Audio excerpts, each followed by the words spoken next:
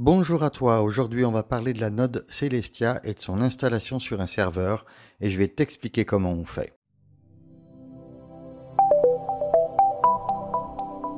Bienvenue sur la chaîne YouTube Avia One qui ne donne aucun conseil en investissement parce qu'elle se contente de t'informer et de te laisser faire tes propres choix.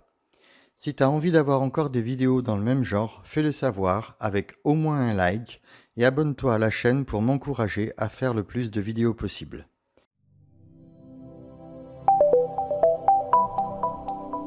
Passons directement à ce qui nous intéresse, la node Celestia qui est en 3 phases. La première phase, le DevNet. Dev comme développement, c'est la phase dans laquelle nous sommes actuellement. La deuxième phase, le testnet. La troisième phase, le mainnet. Rappelons quelques bases. Une node est une machine qui valide des transactions. Si tu veux participer au DevNet, ta machine doit avoir un minimum de 60 Go d'espace disque pour pouvoir contenir l'intégralité de la blockchain et du reste de la node.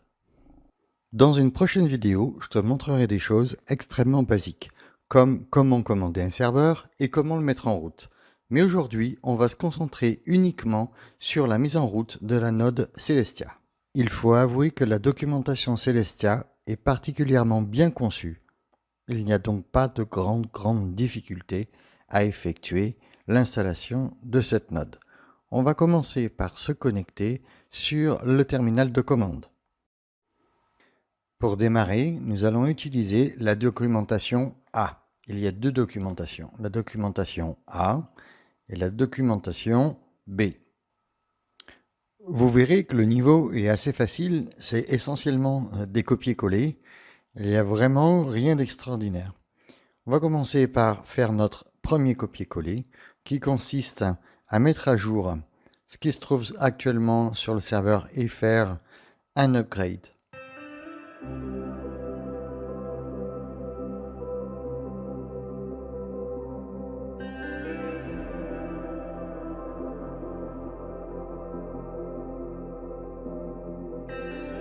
Sans surprise, on poursuit avec le deuxième copier-coller.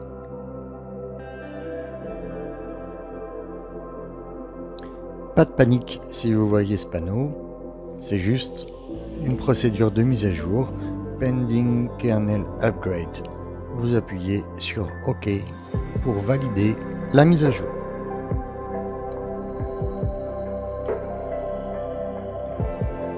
Troisième copier-coller. Quatrième copier-coller.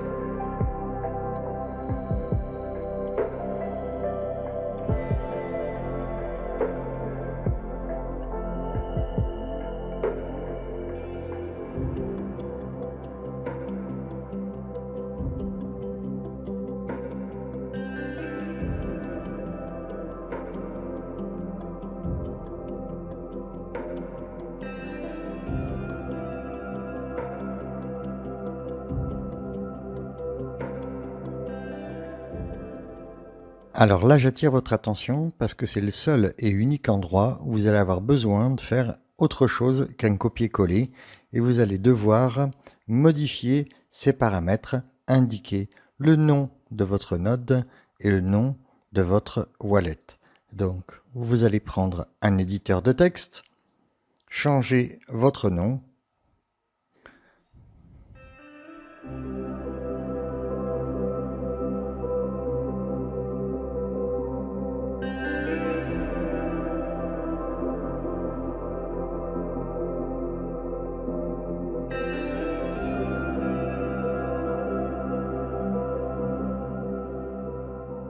Voilà, pas très original, mais comme ça c'est clair.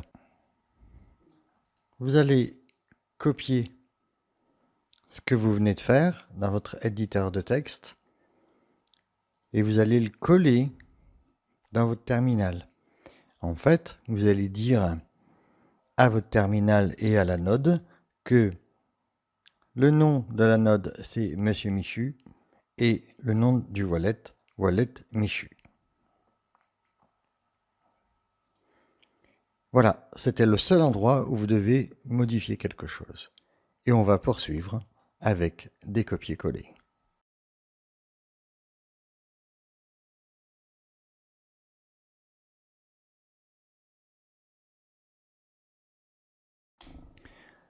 Vous voyez que là, ça va assez vite.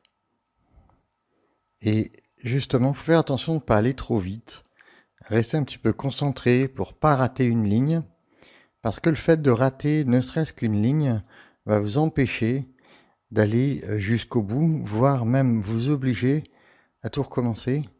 Et ce serait vraiment dommage. À cet endroit-là, là, vous changez rien du tout. Ça peut être tentant de se dire, ah, mais comment ça se fait? C'est une seed, marqué seed, qu'est-ce que je dois faire ici? Je dois changer quelque chose? Non, non, vous changez rien du tout. C'est copier-coller. Cherchez pas à comprendre. C'est beaucoup plus simple. Vous posez pas de questions. Faites ce copier-coller. Ça va fonctionner. On poursuit.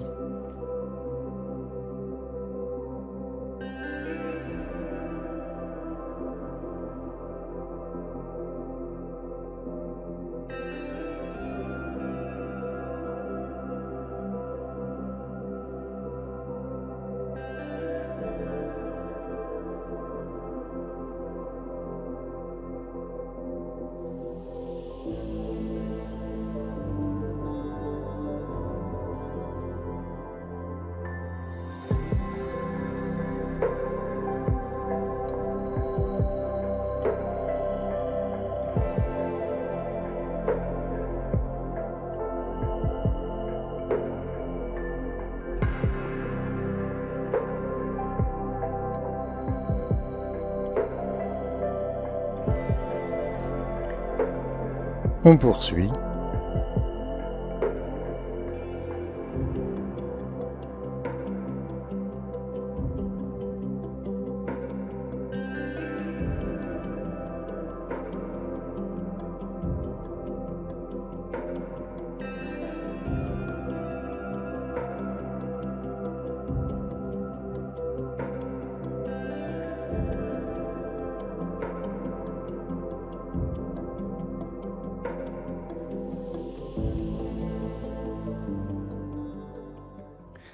Là maintenant, on va voir les logs du journal du serveur. Et là, en fait, ce que vous devez faire, c'est tout simplement ce qui est indiqué ici.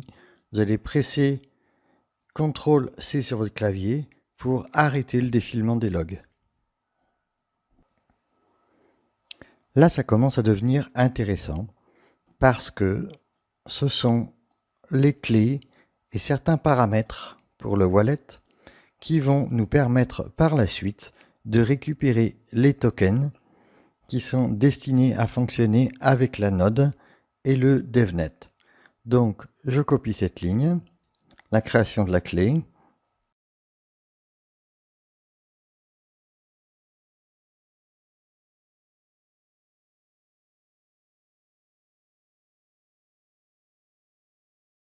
et là, faites bien attention, c'est très important. Il y a quelque chose qui est indiqué en rouge. Il faut sauvegarder la seed de votre wallet. Vous allez donc sélectionner l'intégralité de ce que vous voyez. Vous allez faire CTRL-C avec votre clavier. Vous allez reprendre votre éditeur de texte. CTRL-V pour le coller, rien d'extraordinaire. Et là, vous allez sauvegarder quelque part cette seed qui va vous permettre, en cas de crash serveur par exemple, de pouvoir récupérer ce que vous avez dans votre wallet pour ne pas perdre vos jetons ou des choses comme ça.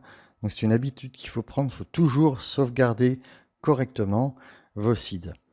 Également, dans ce qu'on vient de copier, vous voyez que maintenant, on vient de vous donner l'adresse de votre wallet. L'adresse de votre wallet, elle va servir à être utilisée pour récupérer les tokens. Donc ce qu'on va faire, on va la copier. On va la copier, puis on va écrire une petite ligne qui s'appelle faucet,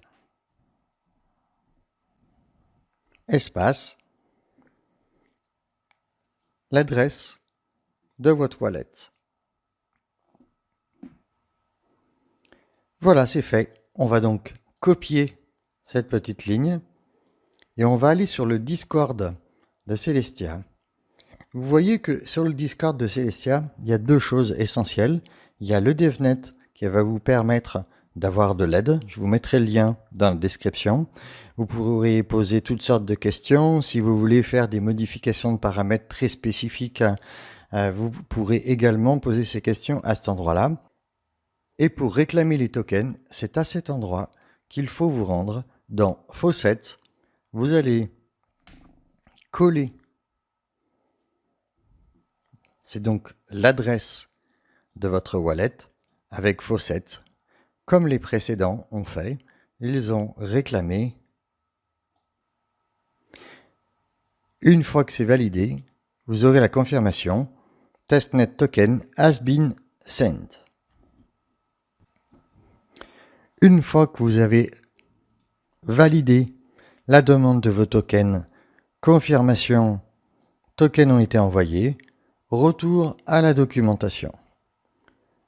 Vous voyez qu'il y a un warning.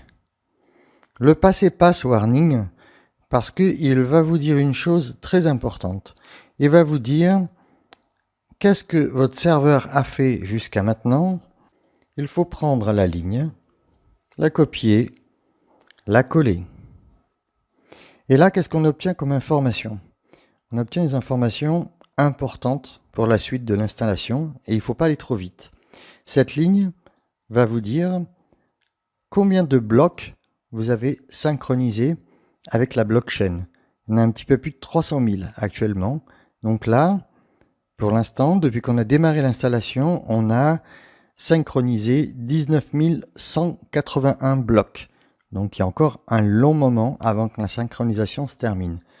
Tant que la synchronisation n'est pas terminée, on est à true. Voilà pourquoi, ici, vous avez cette recommandation. On doit être à false.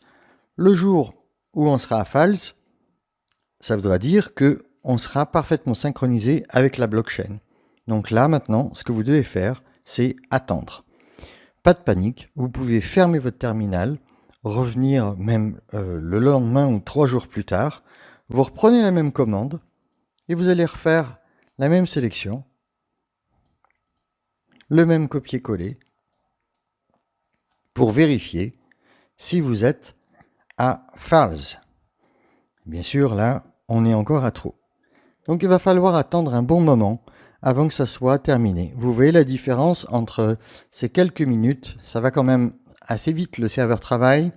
Là, on était à 19 181 et là, on est à 22 138. Donc on se dit rendez-vous d'ici 2 heures. Suivant la rapidité du serveur, ça peut être plus. Donc il ne faut pas s'inquiéter si ça met 4 heures, 5 heures, 6 heures à passer à false. Mais tant que vous n'êtes pas passé à false, vous attendez. Ne passez pas à l'étape suivante, ne vous précipitez pas, ça ne sert à rien et en plus vous allez bloquer votre installation. Voilà, donc je vous dis à de suite. Alors on va tenter de reprendre. On va de nouveau se connecter sur le terminal. On va mettre le mot de passe évidemment. Voilà, je suis connecté sur le terminal.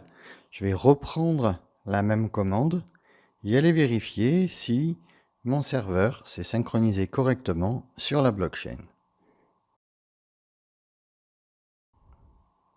Voilà, donc là on constate que je suis plus du tout à true comme c'était le cas avant et je suis sur false.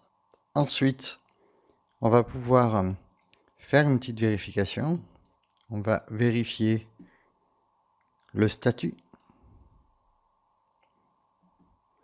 Là, on voit que le serveur répond, qui nous donne un certain nombre d'informations. C'est que tout va bien. Et on va vérifier ce qu'on a comme token donc dans notre wallet, puisque précédemment, vous les avez réclamés sur le Discord avec le Faucet. On peut, avec cette commande, maintenant que la blockchain est synchronisée, vérifier combien on a de tokens dans son wallet. Si vous utilisez cette commande avant d'avoir synchronisé la blockchain, ça va vous répondre qu'il n'y a rien dans votre wallet. Donc il faut toujours patienter, attendre que la blockchain soit synchronisée et ensuite vous pouvez voir combien vous avez de tokens. Donc je la prends, je la colle et je regarde. Donc là, je vois que moi, j'ai pas eu 1,1 million de tokens. Donc j'en ai eu que 11 000. Et c'est normal parce que les 1,1 million, je les ai déjà obtenus sur un autre serveur. Donc on ne peut pas obtenir autant de tokens qu'on veut. On peut obtenir 1,1 million tokens tous les 7 jours. Donc tous les 7 jours, vous pouvez éventuellement recommencer à faire cette procédure qui était indiquée ici avec le faucet. Bon, je pense que si tout le monde fait ça, ils vont la désactiver parce que après c'est trop facile, on peut avoir trop facilement des tokens. Bon voilà, vous pouvez toujours tenter votre chance. Maintenant, ce qu'on doit faire, c'est initier donc le validateur avec ce code qui est ici. Avant, on va utiliser celui-là parce que je ne l'ai pas encore utilisé. Donc là, echo, en fait, ça donne un écho. Ça va vous dire, est-ce que le nom est bon? Donc oui, il y a Monsieur Michu, c'est ce qu'on avait fait. Wallet Michu, c'est bon aussi. D'accord. Alors, on va pouvoir prendre normalement ce code, le copier et le coller directement dans le terminal. En fait, que fait ce code? Ce code, il va vous permettre d'aller stacker les tokens qui sont dans votre wallet. Et là, vous voyez qu'il est conçu pour effectivement à 1 500 000 tokens. Là, vous êtes censé en avoir 1 100 000. Mais moi, je ne les ai pas, donc je vais modifier un petit peu mon code. Et vous voyez ici, je vais en mettre que 10 000. Donc, je vais en stacker que 10 000 des tokens. Et ça va me permettre, sans avoir beaucoup de tokens et en n'en ayant qu'un petit peu, de déclencher mon validateur et de devenir validateur. Qu'il soit actif ou inactif, ça on verra après dans la prochaine étape.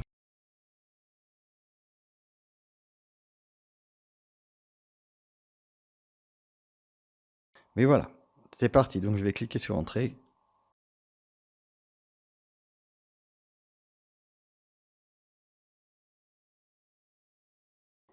Là, ça me demande si je veux signer la transaction. Donc je lui dis oui avec la touche Y, bien évidemment. Et c'est OK. Tout semble avoir bien fonctionné. Donc ensuite, on va vérifier le stacking validator. Et ça a fonctionné. Donc c'est pareil, on a des informations qui sont ici. Donc le taux de change, pas le taux de change, le taux de commission, pardon. Et vous avez normalement opérateur adresse. Alors ça, ce que vous devez faire, je vous conseille de faire ça, vous sélectionnez ça parce que vous pourriez en avoir besoin. Vous allez sur votre clavier faire un CTRL C et dans votre éditeur de texte, vous allez le coller pour le réutiliser plus tard. La chose que vous devez faire maintenant, c'est une chose assez importante, et elle est d'ailleurs indiquée en rouge, donc je vous conseille vraiment de le faire. C'est de copier ça, donc download and save cette partie-là, donc vous prenez pas les guillemets, vous allez copier que ce qu'il y a dans les guillemets, et ici, donc vous allez écrire exactement la même chose. Sudo, espace, nano, espace, et vous allez coller ce que vous venez de copier. Et là, en fait, vous êtes dans le serveur, vous êtes dans ce fichier qu'on vous demande de sauvegarder. Donc vous allez faire quelque chose de très simple. Vous allez, avec votre souris, sélectionner l'intégralité du texte. N'oubliez pas la petite parenthèse qui est en haut, de bien tout sélectionner. Avec votre clavier, vous allez faire un CTRL C. Et bien sûr, sur votre éditeur de texte, vous allez faire un CTRL V. Ça va vous permettre d'avoir sauvegardé ce qu'on vous demande de sauvegarder. Après, je vous laisse le soin de sauvegarder où vous voulez, sur votre machine, disque dur externe ou autre. Ensuite, maintenant que vous avez sauvegardé et sélectionné cette partie-là, vous allez faire CTRL X Et normalement, ce CTRL X vous ramène tout simplement sur votre terminal de commande. Si vous avez une difficulté à sortir du terminal, vous pouvez carrément fermer le terminal, vous reconnecter dessus et repartir à cette étape. Mais normalement, CTRL X, ça fonctionne bien. Vous ne devriez pas avoir de problème. Et donc après, on va sélectionner ça. On va finir, copier, coller. Voilà. Donc là, maintenant, on a bien suivi la procédure. La procédure de validateur est déclenchée, terminée. On est maintenant validateur avec les félicitations et on pourrait passer directement à la phase B pour installer la full note et le client. Et ça, c'est une partie qu'on va voir ensuite. Alors, on vient de terminer la phase A. On va pouvoir passer à la phase B. Je vais me reconnecter à mon terminal parce que je me suis déconnecté entre-temps. Voilà. Et on va faire exactement la même méthode que la phase A. On va surtout innover le moins possible, se contenter de suivre correctement la documentation, de faire des copier-coller. Et voilà, je commence.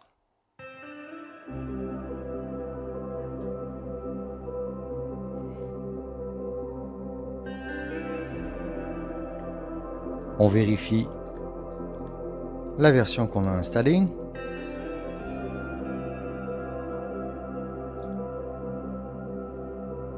Version. Parfait. On continue.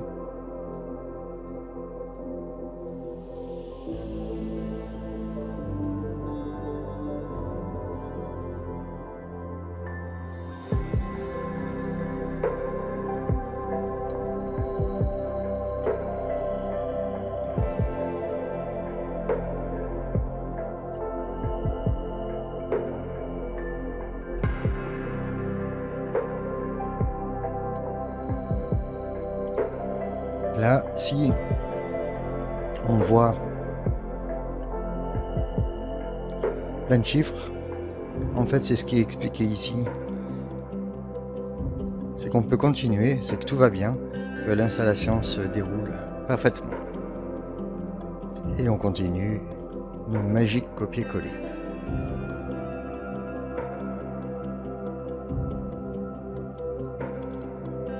Alors vous irez beaucoup moins vite que moi, hein.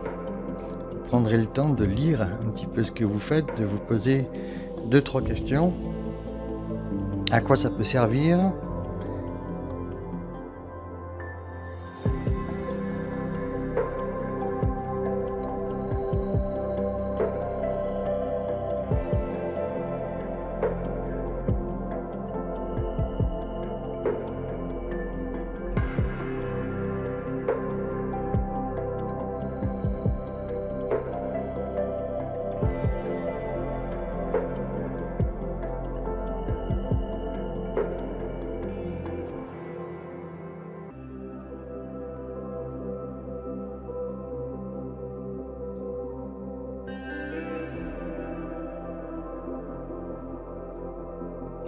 On est toujours dans nos copier-coller.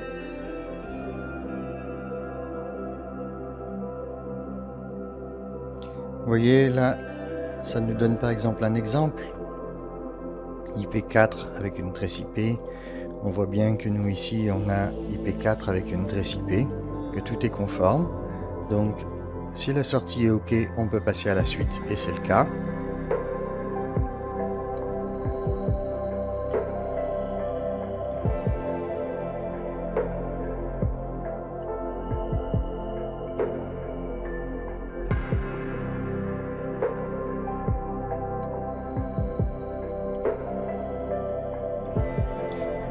Là donc on est dans la lecture du journal, ce qu'on appelle les logs. Pour arrêter, c'est comme à la fois précédente pour arrêter les logs, CTRL C sur votre clavier et les logs s'arrêtent. On va continuer avec nos copier-coller.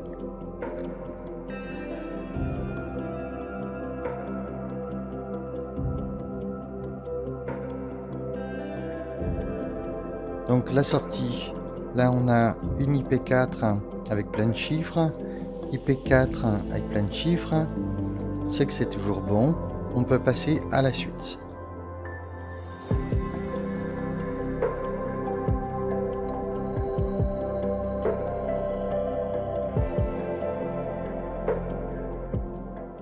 Vous voyez, là je viens de voir quelque chose, j'allais faire une bêtise. Quand vous faites un sélectionné pour des copier-coller, je vous le dis, c'est une erreur classique, hein. Même les plus aguerris font cette erreur. Là, on a l'impression qu'on va pouvoir copier et sélectionner. Et en fait, non, pas du tout. Parce que regardez le P de port, il n'est pas sélectionné. Ça va envoyer une commande qui est fausse, qui peut créer une erreur et mettre en échec toute l'installation qu'on est en train de faire. C'est pour ça qu'il faut prendre cette habitude d'aller assez doucement, de bien regarder ce que vous faites. Voilà, cette fois-ci, là, l'intégralité est sélectionnée et on peut le copier et le coller.